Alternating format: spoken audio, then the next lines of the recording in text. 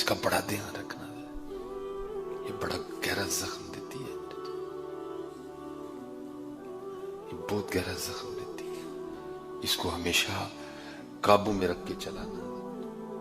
انہوں نے کہا مجھے نہیں، لیکن ان کی خاموشی میں بھی سوال تھا کہ آپ صاحب جو دی غیر موجودگی چ موٹا کہن ڈے دے اتنے جی کتنے میرا بھی نام آتا ہونا تو مینوں بھی یہی کہندے ہو گیا سنا موٹے دی۔ بڑا دیکھنا، میں اتنا شرمندہ ہوا، میرا دل کیا اس وقت زمین پھٹے اور میں اس میں سما جاؤں، میں اتنا شرمندہ ہوا۔ اور آج 3-4 سال ہو گئے ہیں میں ان سے مل نہیں سکا، سامنے ہی نہیں ہوتا۔ بہت دیکھنا بیٹا اس کو، اس کا زخم ساری زندگی نہیں بھرتا۔ اور میں نے دیکھا ہے اپنے معاشرے میں کہ ہم حضرت اس کے استعمال میں بڑے غیر محتاط ہیں، جو منہ سے آئے حضرت جی کہہ دیا، جو زبان پہ چڑھا اس کو نکال دیا۔ اس لیے نبی علیہ السلام نے فرمایا وہ مسلمان ہے جس کے ہاتھ اور زبان سے دوسرے مسلمان محفوظ ہیں، وہ مسلمان ہے جس کی زبان اور ہاتھ سے دوسرے مسلمان محفوظ ہیں۔ محفوظ رہنے دو لوگوں کو اپنی زبانوں کے زخم سے، بڑی احتیاط کرنا ہے۔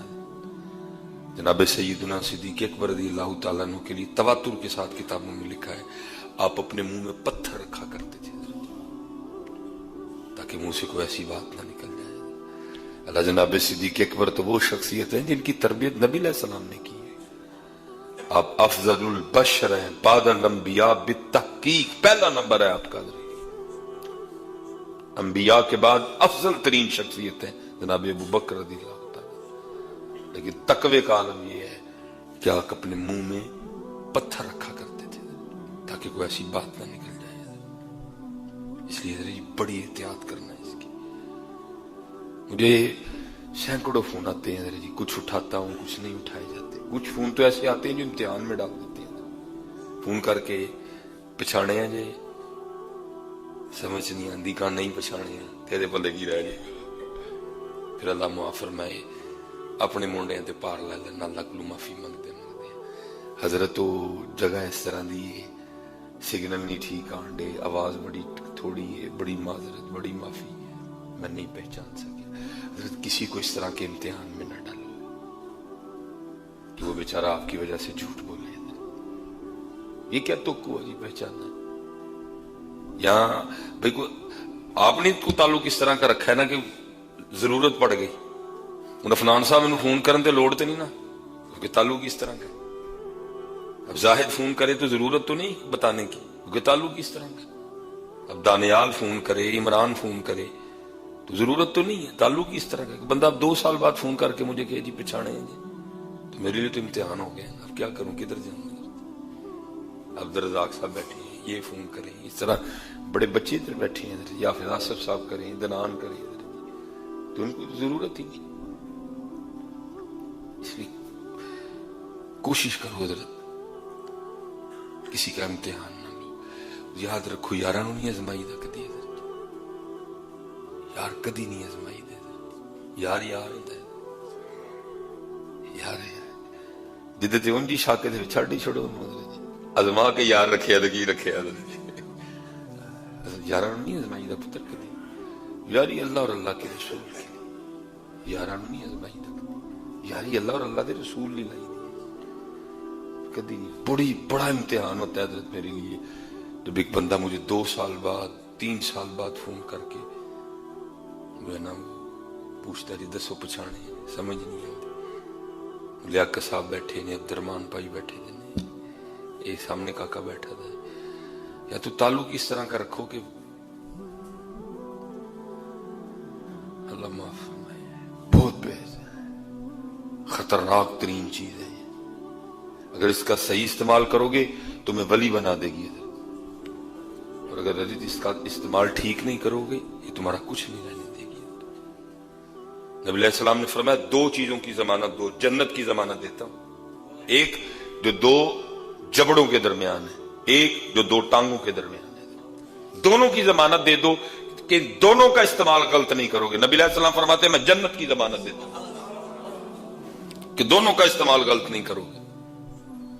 میں جنت کی ضمانت دیتا ہوں۔ افسوس یہ ہے کہ اس دور میں دونوں کا استعمال نہیں ٹھیک ہو رہا، بولنے کے حوالے سے بھی بڑے غیر محتاط ہے، اور اس حوالے سے بھی قوم ایک عجیب راستے پہ چل نکلی ہے۔ اللہ سب پہ رحم فرمائے، اللہ سب پہ فضل فرمائے، اللہ سب پہ کرم فرمائے۔ پھر اس کی سزا کیا ہوگی؟ اس لیے جی بڑا تقریباً دل اس سے ٹوٹتے ہیں جب اس کا استعمال ٹھیک نہیں نہ کرتے، پھر بہت بہت کچھ ہوتا ہے۔ اس کی بڑی حفاظت کرنا، اس کی بہت حفاظت کرنا ہے۔ کوئی ایسا جملہ، کوئی ایسا فکرہ جو کسی کا دل توڑ دے نہیں۔ اسی لیے تو حضرت جی وہ والا جو اسلام ہے نا، وہ اب نظر نہیں آتا۔ اب اسلام ہے، محفلیں بہت بہت بڑی ہیں، بہت بہت کچھ ہو رہا ہے، لیکن وہ اسلام لکھا ہے محبوب علیہ السلام کے ایک صحابی تھے بڑے غریب۔ اب اس کا یہ مطلب تو نہیں ہے کہ غریب محبت نہیں کر سکتا، محبت کر سکتا ہے، اور ان کو بھی نبی علیہ السلام سے بڑی محبت تھی۔ اب انہوں نے دیکھنا کہ جو امیر صحابہ ہے نا، وہ نبی علیہ السلام کی بارگاہ میں تحائف پیش کرتے تھے۔ کسی نے آتے ہوئے کھجوروں کی ٹوکری لے آنی، کوئی آیا تو وہ اپنے علاقے سے انجیر لے کے آتے ہوئے، کسی نے آنا تو اس نے شہد لے آنا۔ اب وہ تھے بڑے غریب، اب دل ان کا بھی چاہتا تھا کہ میں بھی اللہ کے رسول علیہ السلام کی بارگاہ میں کوئی تحفہ پیش کروں۔ پہلے تو یہ تھا کہ تحفہ پیش کیا کروں، اب انہوں نے ذہن بنایا کہ انگور جو ہے نا وہ نبی علیہ السلام کی بارگاہ میں بطور تحفہ پیش کرنا۔ اب تھے غریب، آمدن بہت کم تھی، تھوڑے تھوڑے پیسے جوڑنے شروع کیے، اور اتنے پیسے اکٹھے کر لیے کہ جس سے انگور خریدے جا سکے۔ بازار گئے، انگور خریدے۔ اب کیونکہ پیش کر رہے تھے نبی علیہ السلام کی بارگاہ میں، تو جس کو ہم اپنی پنجابی میں کہتے ہیں نا کہ جھوٹے نہیں کر رہے ہیں، انہوں نے چیک نہیں کیے کہ انگور میٹھے بھی ہیں کہ نہیں ہیں۔ تو نبی علیہ السلام کے لیے تھے، انگور خرید لیے انہوں نے۔ نبی علیہ السلام اس وقت مسجد نبوی شریف میں جلوہ گر تھے، صحابہ حاضر خدمت تھے، انہوں نے آ کر نبی علیہ السلام کی بارگاہ میں انگوروں کا تحفہ پیش کیا۔ محبوب یہ قبول فرما لیں۔ نبی علیہ السلام نے قبول فرمائے۔ آپ نے اس میں سے ایک انگور توڑا، اس کو تناول کیا، پھر آپ نے ایک اور انگور توڑا، اس کو بھی تناول کیا، پھر ایک اور انگور توڑا، اس کو بھی تناول کیا، یہاں تک کہ جتنے انگور تھے اللہ کے محبوب نے تنہا ہی تناول فرما لیے۔ اب حضرت جی ہم میں دنیا دار ہیں، لیکن یہ میری بات یاد رکھیے گا، جو محبوب ہوتا ہے نا اس کی ایک ایک ادا محب کی جان لیتی ہے۔ سامنے حضور کے محب بیٹھے تھے، عاشق بیٹھے تھے، سارے ان کی جان نکل رہی تھی، کیونکہ نبی علیہ السلام کا طریقہ مبارک یہ نہیں تھا کہ کسی چیز کو تنہا تناول کرنا یا تنہا نوش کرنا۔ آپ کا طریقہ مبارک تھا، آپ اپنے صحابہ میں چیز کو بانٹا کرتے تھے، چیز تھوڑی بھی ہونی نا، یہ حضور نبی علیہ السلام کے جو ہے نا آپ کی برکت ہوتی تھی کہ تھوڑی بھی کئی ہزار صحابہ کو کفایت کر جایا کرتی تھی۔ تھوڑے ایک پیالہ دودھ کا ہونا، نبی علیہ السلام نے پہلے خود اس میں سے تھوڑا سا نوش کرنا، پھر اس نے چلنا، کئی 100 صحابہ نے پی جانا، کم ہونا تو دور کی بات، دودھ اتنے کا اتنا ہی رہنا۔ حضرت اب صحابہ دیکھ رہے ہیں کہ نبی علیہ السلام جو انگور نہیں عطا فرما رہے، سب دیکھ رہے ہیں انگور بھی وہ ہیں، گچھا بھی وہ ہے جس نے حضور نبی علیہ السلام کے دستے مبارک کو چوما ہے۔